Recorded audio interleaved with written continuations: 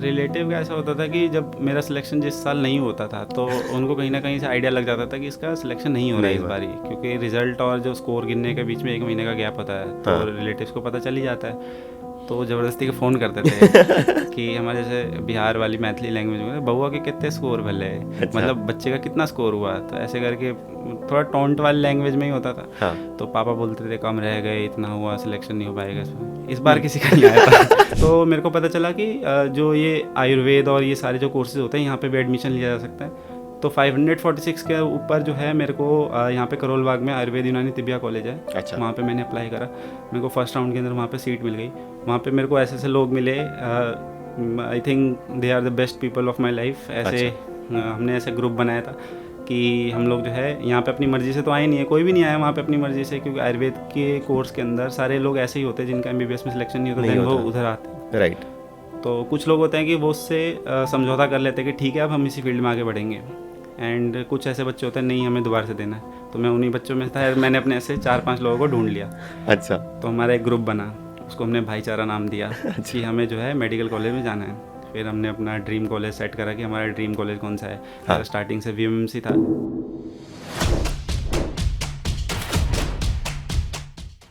Hello everyone, welcome back to our show, जहाँ पर हम लेके आते हैं इंडिया के top most government medical colleges में पढ़ने वाले स्टूडेंट्स को। और आज उसी प्रयास में हमारे साथ है विवेक। विवेक ने 2021 में नीट दिया था, जो कि उनका 5th अटेम्प्ट था, और उनका उस साल स्कोर था 640, जब फाइनली उन्हें वर्धमान महावीर मेडिकल कॉलेज में एडमिशन मिला। So welcome Vivek, welcome to the show. मेरा पहला क्वेश्चन आपसे यही है कि why NEET and not JEE? Sir ऐसा है कि जब मैंने अपनी प्रिपरेशन स्टार्ट करी थी, एक्चुअली एक जो नॉर्मल बच्चे का होता है कि ऐसा कोई गाइडेड नहीं था कि कहाँ पर जाना है, कुछ ऐसा कुछ फिक्स भी नहीं था। एक मेरे को जैसे क्रिकेट स्टार्टिंग से बहुत पसंद था, ठीक है, तो मेरा ऐसा पैशन था कि मेरे को क्रिकेट फॉलो करना है। 9-10 तक मैं अकेडमी जाता था, मैंने 4-5 साल तक क्रिकेट खेला अच्छे से। बट देन फिर होता है कि जैसे फैमिली, हमारे इंडिया का स्ट्रक्चर इस तरह से है कि हमें या तो पढ़ाई चुन लो या फिर क्रिकेट चुन लो या स्पोर्ट्स चुन लो। राइट। कोई एक जगह पे आप मतलब ऐसा है कि सेटअप उस तरह का नहीं है कि आप सीधा जा नहीं सकते क्रिकेट खेलने के लिए। तो फिर पापा ने जैसे बोला कि पढ़ाई की तरफ ध्यान दे, तो मैं एकेडमी वगैरह सब छोड़ करके, मेरे को ऐसा था कि 11th के अंदर साइंस स्ट्रीम तो लेनी ही थी। मैथ्स और बायो मेरा ऑलमोस्ट सेम सा था। ठीक है। तो मैंने स्टार्टिंग में लिया था PCM। हाँ। तो ये भी है कि एक थोड़ी अजीब सी स्टोरी है। स्टार्टिंग मैंने PCM लिया। हाँ। 11th के एंड तक जो है मैं PCM से कंटिन्यू करता रहा, बट सम हाउ मेरा मैथ्स में स्कोर अच्छा नहीं आ रहा। फिर मैंने स्कूल में बात करी कि क्या ये स्ट्रीम चेंज हो सकती है, तो 11th के एंड में जा करके मैंने बायो ऑप्ट किया। एंड में जा करके मैंने PCM भी वहाँ से स्ट्रीम चुनी, एंड देन उसके बाद जो है मैंने बायो में कंटिन्यू करा, एंड फाइनल वहाँ से मेरी नीट की जर्नी स्टार्ट हुई। तो फिर वो कवर कैसे करा आपने बायो का? सर स्टार्टिंग में तो बहुत दिक्कत हुई। मेरे को ऐसा होता था कि एक बेसिक जो बच्चे को पता होता है कि angiosperm is a flowering plant, तो वो भी नहीं मैं पता था मेरे को स्टेज तक। बट फिर जो है धीरे धीरे करा, क्योंकि ये था कि मेरे को था तो कि इस फील्ड के अंदर जाना है, साइंस स्ट्रीम के अंदर, बट उस समय तक मेरे को सॉर्ट आउट नहीं था। बट धीरे धीरे चीज़ सॉर्ट आउट हुई। मैंने अपने इंटरेस्ट को पहचाना कि हाँ मैं इस जगह पर अच्छा कर सकता हूँ, एंड मेरे पास एक मोटिव भी रहेगा यहाँ पे कि सोसाइटी को मैं कुछ दे सकता हूँ। तो ये थोड़ा था, एंड धीरे धीरे जो है मैं कंटिन्यू करा, मैंने कवर करा धीरे धीरे। तो इस वजह से शायद बहुत सारे ड्रॉप भी लग गए। तो काफ़ी सारे लग गए शायद, बहुत ज़्यादा। राइट। तो 11th और 12th की आपकी जर्नी कैसी रही? कितना आप पढ़ते थे, कितना टाइम डिवोट करते थे, कैसे आप उस टाइम को डिवाइड करते थे इक्वली पढ़ने के लिए? सर ऐसा है कि 11th एंड 12th के अंदर थोड़ा आपका अटेंडिंग स्कूल था ना? हाँ सर, नॉर्मल स्कूल था, अटेंडिंग था। तो 11-12 के अंदर थोड़ा हमारा फैमिली बैकग्राउंड में फाइनेंशियली थोड़ा दिक्कत चल रही थी, तो मैं प्राइवेट स्कूल में था 10th तक। मैं 11th के अंदर जो है सर्वोदय विद्यालय, गवर्नमेंट सर्वोदय विद्यालय, वहाँ पे मैंने एडमिशन लिया। 11th के अंदर स्टार्टिंग में काफ़ी दिक्कत हुई, क्योंकि एक्चुअली ऐसा है कि मेरे फैमिली में कोई साइंस फील्ड से था नहीं। तो अच्छा, तो आप फर्स्ट डॉक्टर? हाँ, तो डॉक्टर भी, एंड इवन साइंस फील्ड से भी जो है ना, साइंस स्ट्रीम से भी जो था वो फर्स्ट टाइम था। तो एज सच मेरे फैमिली वाइज बहुत सपोर्टिव हैं, पढ़ाई को बहुत वैल्यू करते हैं, बट ऐसा कोई सॉर्टेड नहीं था कि इस डायरेक्शन में तेरे को पढ़ना है, ऐसे करना है। तो वो चीज़ फिगर आउट करते हुए काफ़ी टाइम लग गया। धीरे धीरे करके थोड़ा एंड में आके पता चला कि ऐसे पढ़ना होता है, ऐसा करना होता है। राइट। देन वहाँ से कंटिन्यू हुआ। तो कैसे, मतलब टाइम को डिवाइड कैसे करते थे, कैसे टाइम डिवोट करते थे इन सब चीज़ों के लिए? पढ़ना भी है, क्रिकेट भी था, क्रिकेट छोड़ दिया था खेलना? क्रिकेट ऐसा है कि एकदम से तो नहीं छोड़ा जा सकता है, धीरे धीरे छोड़ा था। तो स्टार्टिंग में ऐसा होता है कि स्कूल से आए, देन उसके बाद जो ट्यूशन्स होता था वहाँ पे रेगुलर गए, एंड 5-6 बजे तक जो फ्री जाते थे। फिर उसके बाद जो है अपना होमवर्क, और जैसे जैसे हमारा टेस्ट वगैरह, जैसे यूनिट टेस्ट होता था बीच में, राइट, एंड SA1 जो होता था, SA2 फॉर्मेटिव, वो सब की उस तरह की पढ़ाई होती थी। तो ऐसे से चला। और बोर्ड्स में कितने मार्क्स थे आपके? सर बोर्ड्स में अराउंड 72% मेरा स्कोर था, मैथ्स की वजह से कम रह गया, मैथ्स में मेरा स्कोर 45 के अराउंड था। तो आपने मैथ्स नहीं छोड़ी मतलब? एक्चुअली उन्होंने छोड़ने नहीं दिया, उन्होंने बोला कि अब आप ये स्ट्रीम ऐसे मतलब चेंज नहीं कर सकते हो, आपको मैथ्स तो रखनी पड़ेगी, तो PCMB रहा मेरा, मैथ्स छोड़ नहीं पाया मैं। मैथ्स छोड़ नहीं पाया, हाँ, तो इस अच्छा वजह अच्छा। से। तो सब मैनेज करने में भी दिक्कत होती होगी, मैथ्स भी हाँ, बायो भी? हाँ मैनेज करने में स्टार्टिंग में दिक्कत तो हो रही थी, एक्चुअली एंड तक भी दिक्कत होती रही, सही बताऊँ तो, क्योंकि मैथ्स में से नहीं हो रही थी उस टाइम तक। अच्छा। बट मैं एक तरह से फंस गया था, बट मेरे को कंटिन्यू करना था तो कर लिया मैंने किसी तरह से। राइट राइट राइट, सही है सही है। तो 11th-12th में क्या क्या डिस्ट्रैक्शंस थे? जैसे एक स्टूडेंट होता है तो हर किसी के डिस्ट्रैक्शंस होता है, सोशल मीडिया होता है, गर्लफ्रेंड होती है, क्या आपके भी डिस्ट्रैक्शंस थे? हाँ सर, मेरा सबसे बड़ा डिस्ट्रैक्शन क्रिकेट ही था। अच्छा। क्योंकि मेरे को क्रिकेट खेलना ऐसा था कि मेरे को क्रिकेट में ही करियर बनाना है, बट वो जैसे होता है कि अंदर से फिक्स था कि मेरे को क्रिकेट की तरफ जाना है, बट वो धीरे धीरे छोड़ने में काफ़ी टाइम लगा। तो ऐसा पापा घर पे बहुत बोलते भी थे, मम्मी भी बोलती थी कि यहाँ पे क्रिकेट नहीं खेलना तेरे को, और अच्छा। बहुत टाइम लगता है यहाँ पे, ज़िंदगी बर्बाद हो जाएगी ऐसा करके। तो धीरे धीरे छोड़ने में बहुत टाइम लग गया। तो मेन डिस्ट्रैक्शन मेरा क्रिकेट ही था। लड़कियों गर्लफ्रेंड का नहीं थी आपकी? नहीं, उस टाइम तक तो नहीं थी। अच्छा अच्छा, मतलब अब है। नहीं, ठीक अभी भी नहीं। है ठीक है। तो मतलब ऐसा था कि लड़की की तरफ तो इतना ज़्यादा नहीं, बट क्रिकेट मेरा मोस्ट डिस्ट्रैक्शन कह सकते हैं कि सबसे Right, ज़्यादा right. डिस्ट्रैक्शन था उस समय। तो अभी दुख होता है कभी कि यार MBBS में क्यों आ गया, क्रिकेट नहीं, खेल रहे? क्रिकेट खेलता हूँ, मैं कैप्टन अपनी टीम का। अच्छा, आप डॉक्टर कॉलेज की टीम का? कॉलेज की टीम का मैं वाह वाह, तो अपना वो पैशन वो वाला भी आप फॉलो कर रहे हैं? पैशन फॉलो करा, भी हमने टूर्नामेंट भी जीता था MMC में जाके। अच्छा, अरे वाह, काफ़ी सही काफ़ी सही। तो यानी कि वो पैशन आपने वहाँ पे फॉलो किया अभी तक, ऐसा नहीं है कि उसको बिल्कुल ही छोड़ दिया? कुछ टाइम तक उसे स्टेगनेंट करना पड़ा, रोकना पड़ा, बट देन ये अभी जाके कर पा रहा हूँ। सबसे अच्छी बात मेरे को मेडिकल कॉलेज की लगता है कि आप यहाँ पे एक्सप्लोर कर सकते हो अपने आप को, अगर कोई टैलेंट है तो। कोई Right. आपको ये नहीं बोलेगा कि सिर्फ पढ़ना ही है, हमारे पास एनफ टाइम होता है। बोलने की बात है कि MBBS में टाइम नहीं मिलता, बट हाँ। एनफ टाइम होता है कि आप अपनी दूसरी जो फील्ड है जिसमें आपको इंटरेस्ट है वो आप एक्सप्लोर कर सकते हो। कर सकते हो, राइट राइट राइट। तो आपने बोला आपका सिलेक्शन हुआ 5th ड्रॉप के बाद, right? Fourth drop. 4th drop के बाद आपका 5th में फाइनली सिलेक्शन हुआ। तो वो जर्नी में जानना चाहता हूँ कि ये जो 4 साल थे जिसमें आपने ड्रॉप किया एंड फाइनली 5th ईयर में आपका जाकर एडमिशन हुआ, वो आपने टाइम कैसे बिताया? आपके नीट के स्कोर्स क्या रहे उस टाइम पे?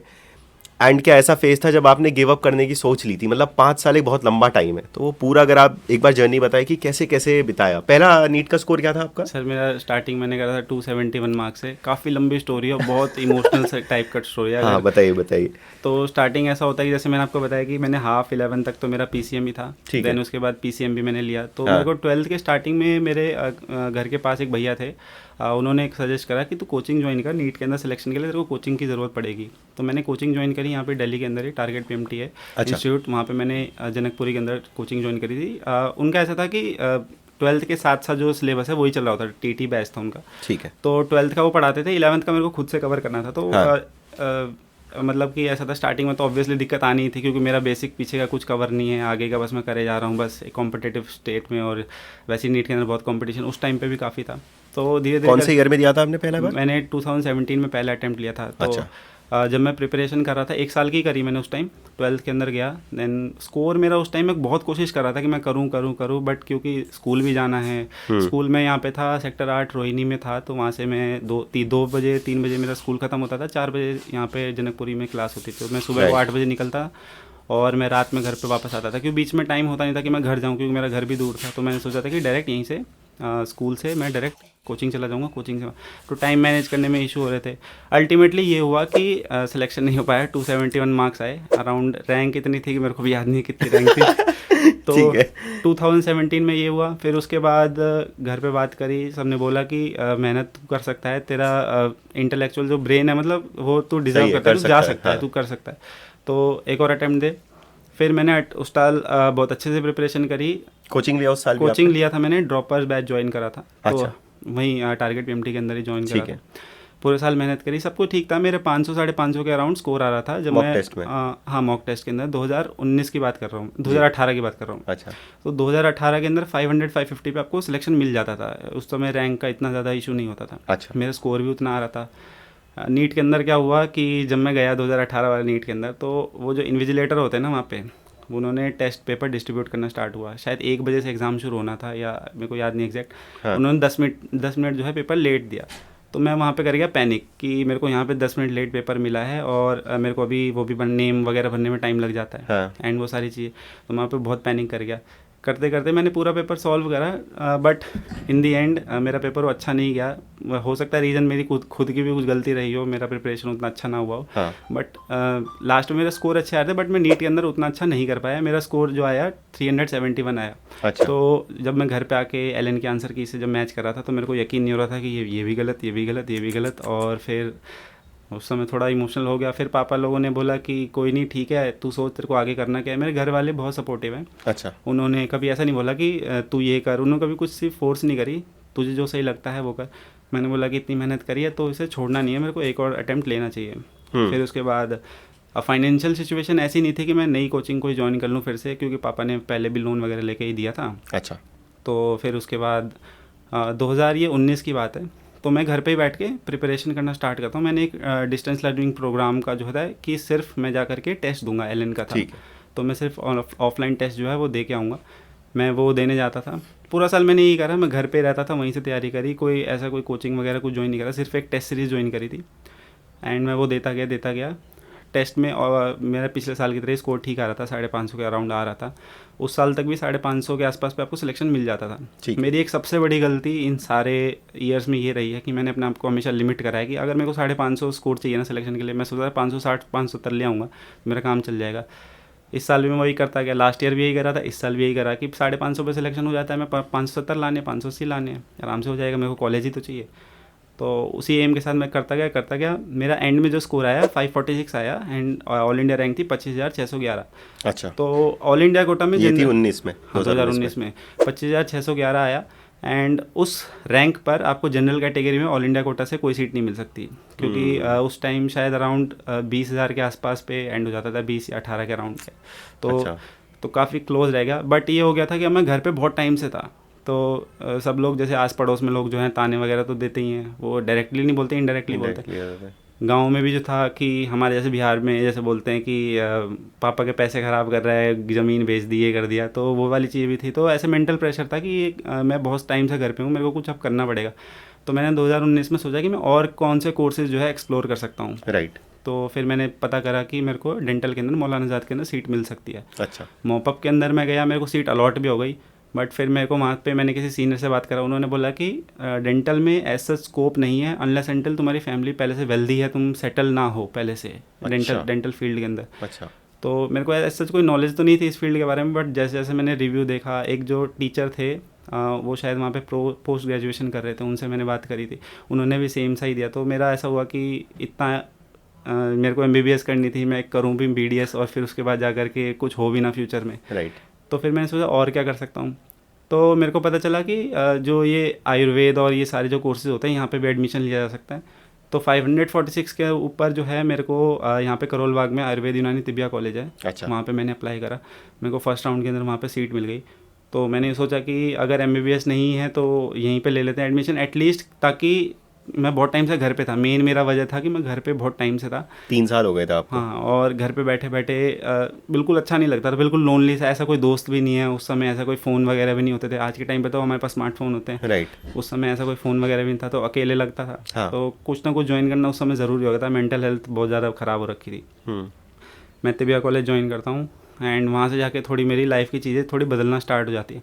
वहाँ पे मेरे को ऐसे ऐसे लोग मिले, I think they are the best people of my life. ऐसे हमने ऐसे ग्रुप बनाया था कि हम लोग जो है यहाँ पे अपनी मर्ज़ी से तो आए नहीं है, कोई भी नहीं आया वहाँ पे अपनी मर्ज़ी से, क्योंकि आयुर्वेद के कोर्स के अंदर सारे लोग ऐसे ही होते हैं जिनका MBBS में सिलेक्शन नहीं होता, देन वो उधर आते हैं। राइट। तो कुछ लोग होते हैं कि वो उससे समझौता कर लेते हैं कि ठीक है अब हम इसी फील्ड में आगे बढ़ेंगे। एंड कुछ ऐसे बच्चे होते हैं नहीं हमें दोबारा से देना है। तो मैं उन्हीं बच्चों में था, मैंने अपने ऐसे 4-5 लोगों को ढूंढ लिया। अच्छा। तो हमारा एक ग्रुप बना, उसको हमने भाईचारा नाम दिया कि हमें जो है मेडिकल कॉलेज में जाना है। फिर हमने अपना ड्रीम कॉलेज सेट करा कि हमारा ड्रीम कॉलेज कौन सा है। हाँ। स्टार्टिंग से VMMC था, उन लोगों में से भी काफ़ी सारे लोगों का VMMC था। 5-6 लोग थे हमने बोला हम तैयारी करेंगे। एंड वो क्रिकेट वाले भी थे सारे। तो अच्छा। ऐसा होता है कि हम संडे को कभी कभी मंथ के अंदर खेल लेते थे। ठीक ठीक। तो हमारा मूड भी फ्रेश हो जाता था, हम तैयारी भी अच्छे से कर रहे थे। देन आता है 2020 का साल। 2020 में हम लोग अटेम्प्ट कर रहे हैं। मैं भी तैयारी करके अच्छे से गया था, ऐसा कुछ तैयारी में कुछ कमी नहीं थी सही बताऊँ तो। मैं नीट प्रेप का उस टाइम कोर्स लिया था, हाई यील्ड टेस्ट सीरीज़ वाला। तो अच्छा। उस समय जो है मैं टेस्ट सीरीज़, जैसे मैंने पहले बताया, कोचिंग तो ज्वाइन नहीं करा था, ऐसे सिर्फ टेस्ट सीरीज़ देता था। तो आपने कॉलेज से ड्रॉप आउट कर दिया था या नाम रखा? नहीं, कॉलेज जो है जा रहा था, बट ऐसा था कि हफ्ते में एक बार गया, 2 बार गए, गया। एंड ठीक उस ठीक। टाइम में ऐसा था, कोविड भी आ गया था शायद बीच में 2020 के टाइम पे। राइट। तो मेरे को सिर्फ ऑनलाइन क्लास लेनी थी, तो अच्छा। गूगल मीट ऑन करके वो साइड पे रख दिया और अपना पढ़ते रहे, ऐसे ऐसे ठीक हमारा ठीक। जो है पूरा टाइम कटा। तो 2020 का हमने अटेम्प्ट दिया, एंड देन उसके बाद जो है मेरा स्कोर आया 591। एंड उस टाइम जो है 2020 के टाइम पे जो रैंक थी वो first time extremely shoot up हुई थी। जैसे 591 पे इससे पिछली बार यानी 2018 में 2019 में हाँ। 10,000 के अराउंड रैंक थी, बट इस बार मेरी जो रैंक आई 24,371, 591 पे। 591 पे। तो इतना ज़्यादा शूट अप हुआ। मैंने रिजल्ट खोला, मेरे को उम्मीद था कि मेरे को सिलेक्शन हो जाएगा इस साल तो कोई दिक्कत ही नहीं है। मैंने रैंक खोला और मैं देख रहा हूँ 24,371, ये क्या रैंक आ रखी है। फिर मैंने पापा को बताया, पापा उस टाइम आ रहे थे, पापा भी स्टंड, मैं भी स्टंड। और फिर सोचे कि अब करें क्या, क्योंकि इधर भी मैं अटेंडेंस वगैरह मेरी पूरी नहीं है। राइट। एक संस्कृत था यहाँ पे सब्जेक्ट, संस्कृत मेरे को समझ आती नहीं थी, अब तो मैंने बस ज्वाइन कर लिया ऐसे ही। हाँ। एक दो और सब्जेक्ट का नाम है, सब्जेक्ट का नाम भी नहीं मेरे को पता। अच्छा। तो वो सारे मेरे को अब उसके एग्ज़ाम देने थे यहाँ पर आकर के, क्योंकि मैं नीट का एग्ज़ाम दे दिया। नीट के एग्ज़ाम के जस्ट बाद मेरा ये फर्स्ट ईयर का एग्ज़ाम था यहाँ पे। अच्छा। तो मैं कंफ्यूज कि मेरा यहाँ भी नहीं हुआ, अब यहाँ पे भी क्या करूँ। राइट। तो जो है फिर मैंने जैसे तैसे अपने आप को संभाला। हाँ, हमारा जो भाईचारा वाला ग्रुप में था उसमें 2 लोगों का सिलेक्शन हुआ उस साल। अभी भी मेरे बहुत अच्छे दोस्त हैं वो। अच्छा। एक को रेवा में मिला मध्य प्रदेश में, एंड एक अभी UCMS में दिल्ली में ही। ठीक है। तो उसको सिलेक्शन हो गया। बाकी हम 3-4 दोस्त जो रह गए, हमने सोचा कि चलो फिर से तैयारी करते हैं, क्योंकि इतने क्लोज आने के बाद किसी को मन नहीं करता है कि छोड़ने का। 546 पे भी यही सेम चीज़ था, 591 पे भी सेम चीज़ हुआ कि इतना पास आ गए, अब इसे छोड़ें कि नहीं छोड़ें। तो हमने सोचा नहीं छोड़ते हैं, देखी जाएगी जो होगा। तो फिर से प्रिपरेशन चालू करी, फिर से वही कि कॉलेज का, फिर यहाँ पे मैनेज कर रहे हैं, तैयारी भी कर रहे हैं। और जो है ऐसा होता है कि BMS का मैं सेकेंड ईयर में आ गया था, बट मेरे को नॉलेज सिर्फ 12th वाली थी बिल्कुल। मेरे को कुछ नहीं पता वहाँ का चल क्या रहा है, मेरे को कुछ नहीं पता वहाँ पे क्या डिजीज़ के बारे में बात हो रही है। राइट। वहाँ पे ना श्लोक याद करने पड़ते हैं। तो अच्छा। हाँ, श्लोक होता है उनका। एक्चुअली उनके जो मेडिसिन है वो सारे श्लोक में ऑलरेडी पहले से लिखी हुई है। ठीक ठीक। बहुत सारी, तो वो श्लोक से याद करते हैं। उसी श्लोक के अंदर बीमारी के बारे में, बीमारी के सारे ट्रीटमेंट वगैरह सब कुछ लिखे हुए हैं। एक कुछ 3 चीज़ होती है, वात पित्त कफ। तो उसी के एक ह्यूमर से उनके बैलेंस की वजह से आपकी बॉडी स्वस्थ रहती है। Right. तो इन्हीं के बेसिस पे आपको जो है सारी डिजीज़ के डायग्नोसिस करने हैं, फिर उसके बारे में ट्रीटमेंट बताना है। मेरे को एक शब्द कुछ भी नहीं पता, कुछ भी नहीं आता मेरे को उस टाइम तक। तो मैं खुद परेशान था कि मैं कर क्या रहा हूँ, क्या होगा। बट जैसे तैसे जो है अपनी तैयारी मैंने चालू रखी। एंड इस बार मैं इतना ज़्यादा मोटिवेटेड था, मेरे को निकालना ही निकालना, वरना मेरे लिए बिल्कुल सारी चीज़ें ख़राब हो जाएगी। और इस बार मैं बहुत अच्छा परफॉर्म करता था, मेरे 680 690 जो है स्कोर आ रहा था। एंड इन दी एंड मेरा स्कोर जो है 640 आया 2021 के अंदर। एंड फाइनली जो है, हालांकि उसकी एक और स्टोरी बताता हूँ। 2021 में जब पेपर था तो लास्ट के 10 मिनट के अंदर जो है मेरे को 10-12 क्वेश्चन करने थे। एक प्रिज्म वाला क्वेश्चन था फिजिक्स के अंदर, जिसके अंदर एक साइड को हम जो है वो कर देते हैं, पॉलिश कर देते हैं, जिससे रिफ्लेक्शन होकर वापस। और मैं सोच रहा हूँ कि मैंने एक क्वेश्चन पहले से कर रखा, मेरे को 10 मिनट में ना 10-12 क्वेश्चन जो है करने थे। तो मैंने सोचा इतना टाइम तो है नहीं, तो मार देते तुक्के। मैंने 2-3 क्वेश्चन जो है ऐसे ही तुक्का मार दिया, क्योंकि मेरे को याद था कि मैंने क्वेश्चन ऑलरेडी कर रखे, मेरे को आंसर याद थे। अच्छा। तो मैंने वो टिक मार दिया एंड वो सारे तीनों सही हो गए। तो फिर फाइनली मेरा स्कोर जो है 640 आया। एंड फिर उसके बाद ये हुआ कि चलो ये फाइनली ये जर्नी ख़त्म हो गई। क्या रिएक्शन था जब आपने देखा कि मेरा स्कोर 640 है? मैं तो आया रोते रोते था कि मेरा फिजिक्स का पेपर ख़राब हो गया। अब तुक्के कोई नीट के पेपर में मार के आएगा तो उसको तो ऐसे लगेगा ना कि ख़राब करके आया। मैं रोते रोते निकल के आ गया। और मेरा वहाँ पे जैसे उत्तम नगर का मेट्रो स्टेशन था, मैं रो रहा हूँ, मम्मी कह रही बेटा ऐसे नहीं करते, तू बहुत मेरा शेर बेटा है, ऐसे नहीं करना। मैं बहुत उल्टा सीधा भी बोल रहा था कि मैं बहुत सारा उल्टा सीधा कहने का मतलब मैं ज़िंदगी ख़त्म कर लूँगा ऐसे करके। बहुत ज़्यादा उस वाले स्टेट में था कि अरे मेरा बेटा ऐसे नहीं करेगा तो हम लोग तेरे साथ हैं ऐसे करके। घर आके देख रहा हूँ ये भी सही, ये भी सही, ये भी सही, ये भी सही। फिर मैंने जब स्कोर कैलकुलेट करा तो मम्मी को बोला हाँ इस बार सिलेक्शन हो जाएगा। राइट। क्या रैंक बनी फिर आपकी? मेरी 6015 रैंक बनी थी उस साल एंड 640 मेरा स्कोर आया था। 640। वाह। तो मतलब आपकी जर्नी शुरू हुई 271 पे, 271 पे, और आपने उसे 5 साल में पहुंचाया 640 तक। हर बार आपने कुछ ना कुछ इंक्रीज तो किया ही इसको। 271 से आप 371 पे गए, फिर आप 500 की रेंज में चले गए, और उसके बाद सीधा 640। 5 साल तो यार बहुत ज़्यादा लंबा टाइम होता है। एंड आई थिंक उस पूरे टाइम में मोटिवेशन बना के रखना सबसे बड़ा मुश्किल काम तो वही है। एग्जैक्टली बट मैं ये बोलूँगा कि कोई ऐसा ये मत सोचना कि इतने साल के जो ड्रॉप देने चाहिए, it is not worth it. अगर ऐसा तुम्हें लगता है कि मेरे से नहीं हो पाएगा तो प्लीज़ इसे छोड़ देना, बार बार फालतू में एनर्जी वेस्ट करने की ज़रूरत नहीं है। राइट। क्योंकि आपके पास एक रीज़न होना चाहिए। अगर किसी वजह से आप ड्रॉप ले रहे हो तो उसके आपके पास पीछे मोटिव होना चाहिए कि मेरा इस वजह से रह गया, मैं इस चीज़ को अब इम्प्रूव करूँगा, तब जाके मेरा स्कोर अगले साल इतना आएगा एंड मेरा सिलेक्शन होगा। हमारे आ भी रहे हैं 300 नंबर 400 नंबर, हमारे अटैम्प्ट भी 3-4 हो चुके हैं, तो उस चीज़ को करने का कोई फ़ायदा नहीं है। मेरा ये जेन्युइन रिक्वेस्ट है, जो भी ड्रॉप ले रहे हैं प्लीज़। राइट राइट, ठीक ठीक है। तो फिर आप फाइनली मेडिकल स्कूल में आए, क्या एक्सपीरियंस रहा आपका वहाँ पे? मतलब मेडिकल स्कूल में आप उसे, तो पहला एक्सपीरियंस क्या था आपका, कैसा रहा? अब पहला एक्सपीरियंस तो ऐसा था कि पहले तो जादू लग रहा था, क्योंकि 271 जिस बच्चे के नंबर आए वो तो कभी मेडिकल कॉलेज का, मतलब ऐसे टारगेट था कि मैं मेडिकल कॉलेज पहुंच जाऊँ, पर ऐसे ख्वाबों में सोचा नहीं था कि मैं वीएमएमसी में पहुंच जाऊंगा। राइट, वीएमएमसी में आपका आया, ड्रीम कॉलेज। Dream college. तो एक साल पहले की बात बताता हूँ, जब मेरे को 591 वाले स्कोर पे, तब हमें लगा था कि कॉलेज तो मिल जाएगा, तो कॉलेज जो है एक्सप्लोर करते हैं। मैं वीएमएमसी में पैटीज़ खाने आया था एक दिन तो खा के गया था, तो हम लोग कहते भाई बहुत टेस्टी पैटीज़ मिलती है यहाँ पे, तो हम तो यहाँ पे जा करके एडमिशन लेंगे करेंगे। जब मैं वहाँ पहुँचा तो फिर काफ़ी जो है 2-3 दिन तक तो ऐसा लगा कि हम तो ड्रीम दुनिया में आ गए। हम जो है पागलों की तरह एनाटमी हॉल में जाके फ़ोटो खिंचा रहे हैं। अच्छा। और लोग हमें देख रहे हैं, टीचर्स देख रहे हैं कर क्या रहे हैं, कौन बच्चे हैं। हम अपनी फ़ोटो ले रहे हैं, कभी पैड डिपार्टमेंट के आगे जा रहे हैं। हमारे यहाँ भगवान महावीर की ना मूर्ति है हमारे कॉलेज के आगे, जस्ट वो जो है रिसेप्शन के आगे। हाँ। तो हम वहाँ जाके फ़ोटोज़ खिंचा रहे हैं वाइट एप्रन में। तो उस टाइम तो स्टार्टिंग वाला टाइम तो बहुत ऐसा था कि पागल हो रखे हैं बिल्कुल ही। अब थोड़ा लगता है कि ज़्यादा ही कर रहे थे, इतना भी कुछ नहीं था। बट हाँ, आई थिंक आप 5 साल के बाद जब आप इतना मेहनत करने के बाद पहुंचे थे तो ये तो होना ही था। तो उस टाइम तो ऐसा कुछ टाइम तक तो काफ़ी हुआ था। अच्छा अच्छा अच्छा, राइट राइट राइट। तो मेडिकल स्कूल का अभी तक का सफ़र आपका 2 साल का कैसा रहा है? अप्स एंड डाउन्स बड़ा ही रहा है कि थोड़ी चीज़ें समझने में टाइम लगता है कि यहाँ पे एक्चुअली चीज़ें काम कैसे करती है। पहले हमें लगा था कि जैसे स्कूल के अंदर होता है कि क्लास में बता दिया उसी का टेस्ट हो जाएगा। यहाँ पे it is more about a practical thing कि आपको एक्चुअल पेशेंट को ऑपरेट करना है। तो जितने भी आप जो नॉलेज ले रहे हैं, एक है कि थ्योरेटिकल नॉलेज कि आपको जो है एग्ज़ाम में पास होना है। राइट। एक होता है कि आपको वाइवा में पास होना है, कि टीचर आपसे कोई क्वेश्चन पूछ रहा है उसको आपको आंसर करना है। तीसरी बात है कि आप कितनी नॉलेज एक्वायर कर पा रहे हो, क्योंकि आप कैसे पेशेंट को ट्रीट करोगे, कैसे डिजीज़ को डायग्नोस करोगे, वो सारी चीज़ आपको एक्चुअल में आनी चाहिए। राइट। तो अप्रोच यहाँ पे बदल जाता है, थोड़ा प्रैक्टिकल हो जाता है। तो ये चीज़ें समझने में थोड़ा टाइम लगा। अब तो थोड़ा सेटल हो गया है। फर्स्ट ईयर तक तो थोड़ा टाइम लगा था सीखने में कि यहाँ पे चीज़ें काम कैसे करती है। राइट। तो यहाँ पर भी आपका था कि प्रॉब्लम हो रही थी समझने में, एग्ज़ाम्स देने में? प्रॉब्लम तो अभी भी हो रही है। यहाँ पे ऐसा होता है कि आपको सबसे पहली बात है कि यहाँ पे 75% आपको अटेंडेंस चाहिए थ्योरी में, 80% है प्रैक्टिकल के अंदर।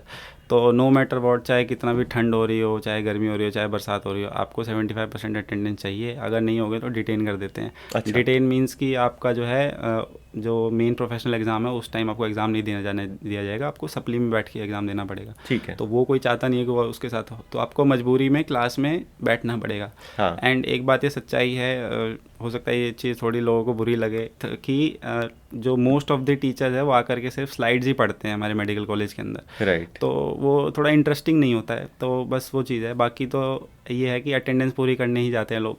हाँ। तो ये सारी चीज़ें हैं। अच्छा अच्छा अच्छा। तो कितना पढ़ना पड़ता है मेडिकल स्कूल में आने के बाद? मतलब वैसे तो आदत ही हो जाती है शायद किसी को भी नीट की तैयारी करते हुए कि वो 7-8 घंटे की सिटिंग बना के पढ़ना है, बट उससे ज़्यादा पढ़ाई है क्या मेडिकल स्कूल में? ये डिपेंड करता है एक्चुअली। ये बात सही बोले कि 8-10 घंटे की जो हमें आदत लग जाती है ना, फिर हमें लगता है कि ये तो नॉर्मल है, ये तो ऐसा कुछ है नहीं कि हमें आना है पढ़ना है। अब तो जैसे पहले होता था कि 5th-6th क्लास में बच्चे जो छोटे होते हैं, आज मैंने 2 घंटे पढ़ लिया, अब 3 घंटे पढ़ लिया। अब ऐसा होता है कि अब पता नहीं चलता है कितना टाइम हो गया आपको पढ़ते पढ़ते होता है कि कभी कभी 6 घंटे भी हो जाते हैं, कभी कभी 5 घंटे से पढ़ रहे हैं, पता नहीं चल रहा, क्योंकि हम ऐसे देखते हैं कि हमें कोई यूनिट कंप्लीट करनी है, टॉपिक कंप्लीट करना है। तो इस तरह से हम पढ़ते हैं। और कितना टाइम डिवोट करना है ये डिपेंड करता है इंडिविजुअल टू इंडिविजुअल कि वो कितना सीरियस है पढ़ाई को लेकर के, क्योंकि बहुत डाइवर्स है। जितनी नॉलेज ले पाओ उतनी कम है। क्योंकि जैसे हम एनाटमी में कोई चीज़ पढ़ रहे हैं, हाँ। कि ये बोन का जॉइंट इस तरह से बना हुआ है, अगर आप उसके रिलेटेड कोई रेफरेंस, क्लिनिकल रेफरेंस आप देखना चाहो तो आप मेडिसिन की बुक भी पढ़ सकते हो। तो it is very inter related. आप कोई एक चीज़ में तो है नहीं कि एक जगह फिक्स हो। आप अपनी नॉलेज अगर एनहेंस करना चाहोगे तो बहुत सारी चीज़ आप देख सकते हो। Right right. और एग्ज़ाम से कितने दिन पहले पढ़ना शुरू करते हैं आप? एग्ज़ाम से अगर मैं मेजॉरिटी लोगों का बताऊं तो वो 10 दिन पहले शुरू करते हैं अपना पढ़ना। तो हो जाता है एग्ज़ाम क्लियर? हाँ, एग्ज़ाम पास हो जाता है। एग्ज़ाम पास क्योंकि अब जो बच्चा नीट क्लियर कर रहा है, खासकर हमारे जैसे कॉलेज के अंदर most of the students are topper, most क्या ऑलमोस्ट सारे ही टॉपर हैं, तो उतना उनमें कैलिबर होता है कि वो 2-3 दिन 4 दिन में बैठ करके अपना 100 में से 50 नंबर तो ले ही आएंगे, इतना तो उनमें डाउट ही नहीं है। बात होती है वही नॉलेज वाले की, कौन स्टार्टिंग से पढ़ रहा है, पास होने की तो कोई दिक्कत नहीं है, सब लोग हो जाते हैं। अच्छा, तो यहाँ पे भी कंपटीशन रहता है क्या, कौन टॉप करेगा क्लास? हमारे कॉलेज में थोड़ा चिल माहौल है, ऐसा है कि हाँ पर्सनल अपने उसके लिए तो लोग पढ़ते हैं कि मेरे को टॉप करना है, बट ऐसे कोई ऐसे टॉक्सिक माहौल नहीं है कि मेरे को टॉप करना है, तू कैसे ऊपर आ गया, ऐसा नहीं है। अच्छा। अपने लिए तो पढ़ते हैं सारे। Right right right. अच्छा, आपके कॉलेज के पास ही एकदम एम्स दिल्ली भी है, तो कभी ऐसा नहीं मन लगता कि यार अब 271 जो इसके नंबर आए वो सोचेगा कभी कि एम्स दिल्ली जाना है? मेरा तो सबसे पहले ऐसा था कि मेरे को जो है एक मेडिकल कॉलेज चाहिए, मेरा एम्स दिल्ली तो कभी नहीं था। राइट। ऑब्वियसली वो ड्रीम तो था ही कि कभी अगर ऐसा हो, मेरे इतने स्कोर आए, लास्ट में मेरा स्कोर आ भी रहा था 690 680 के आसपास, बट नीट में उतना रिफ्लेक्ट नहीं करा। अच्छा। तो जो है एम्स तो नहीं मिला, तो कभी कभी सामने देख करके ऐसा लगता है कि बहुत अच्छी जगह है, बट ऐसे कभी ड्रीम नहीं था वो जगह, क्योंकि मैं शायद उतना डिजर्व नहीं करता था, सही बताऊँ तो इसलिए जो है इतना बुरा नहीं लगता। बट मैंने काफ़ी लोगों से सुना है कि सामने एम्स दिखता है तो बुरा लगता है, रोड पार करते हैं तो बहुत सारे लोग होते हैं। Right, but I think almost आसपास है तो ठीक है, स्टूडेंट से भी मिलना हो ही जाता होगा कभी ना कभी। स्टूडेंट से हमारी क्रिकेट टीम है ना, जैसे मैंने बताया कि एम्स से हमारा मैच होता रहता है, काफ़ी लोगों से दोस्ती है, तो साथ में बैठते हैं, खाते हैं, बात करते हैं, सब कुछ। Right right right. Hostel life कैसी है, मतलब मेडिकल स्कूल की? हॉस्टल लाइफ यहाँ पे बताना चाहिए क्या? बिल्कुल, जो चीज़ें हम बता सकते हो। हाँ ठीक है। हॉस्टल मतलब कि मिक्स है कि आपको हर तरह के बच्चे मिलेंगे। एक ऐसा बच्चा है कि जिसको दुनिया से कोई मतलब नहीं, कमरे में बंद करके बैठा हुआ है, वो उसको जो देखना है वो देख रहा है। कुछ एक्टिविटी चल रही होती है, वो मैं नहीं बताऊंगा यहाँ पे क्या होता है। एक वो वाली कैटेगरी वाले लोग हैं, एक तीसरे लोग हैं जो लाइब्रेरी में जाके पढ़ते रहते हैं, ठीक है। एक चौथी कैटेगरी के लोग हैं कि जो जैसे कभी कोई इवेंट आ रहा होता है, जैसे अपना अभी वर्ल्ड कप चल रहा था तो सारे बैठ करके साथ में देख रहे हैं, वो इन्जॉय कर रहे हैं, वो सारी चीज़ें।